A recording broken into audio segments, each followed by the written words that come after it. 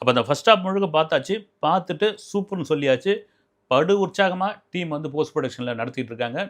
படம் பிரமாதம்னு இன்னும் கேட்டால் நாகார்ஜுனோட இன்டர்வியூ ஒரு பக்கம் வைரல் ஆகிட்டே போயிட்டு இருக்கு. வந்து நாகார்ஜுன வந்து அவர் என்ன சொல்கிறாரு, இந்த படம் தொடங்கினதுலேருந்து விசில் விசில் விசில் சத்தம் தான்.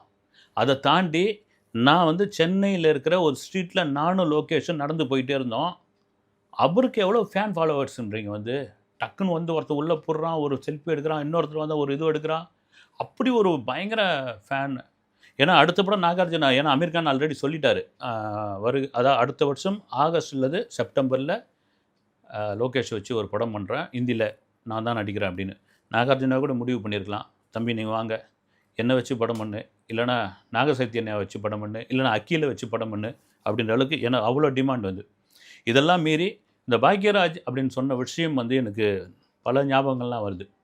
ஒரு கட்டத்தில் ரஜினி பெரிய லெவலில் கலக்கிட்டு இருக்காரு ஒரு பக்கம், இன்னொரு பக்கம் பாக்யராஜ் அடிச்சு நொழுகிட்டு இருக்காரு. ஏன்னா ரஜினி படத்துக்கு பாக்யராஜ் படம் டஃப்ன்ற அளவுக்கு ஆகிட்டு இருக்கு.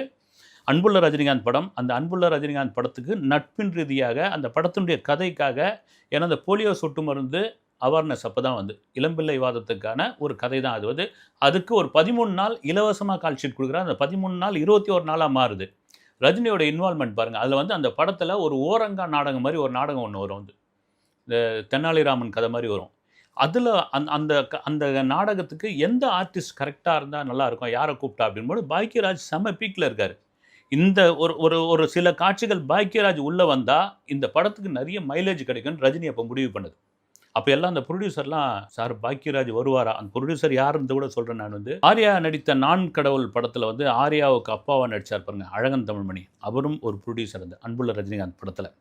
அப்போ வந்து அவர், சார் பாக்யராஜ் சார் இருக்கிறதுக்கு வந்து அவரை கூப்பிட முடியாது, அவர் ஒரு 4 நாள் கால் ஷீட் கூட அவர் ஒரு பெரிய தொகை கேட்பார், இந்த அளவுக்கு எங்கிட்ட காசு இல்லை அப்படின்னு, நான் பார்த்துக்கிறேன் விடுங்கன்னு சொல்லி ரஜினி ஃபோன் பண்ணி பாக்யராஜ் வந்து அந்த படம் பார்த்தீங்கன்னா தெரியும், ஒரு ஒரு நாடகம் ஒன்று பண்ணியிருப்பாங்க வந்து இந்த பசங்கள்லாம் பார்க்குற மாதிரி. அந்த பிரமாதமான காட்சி அது.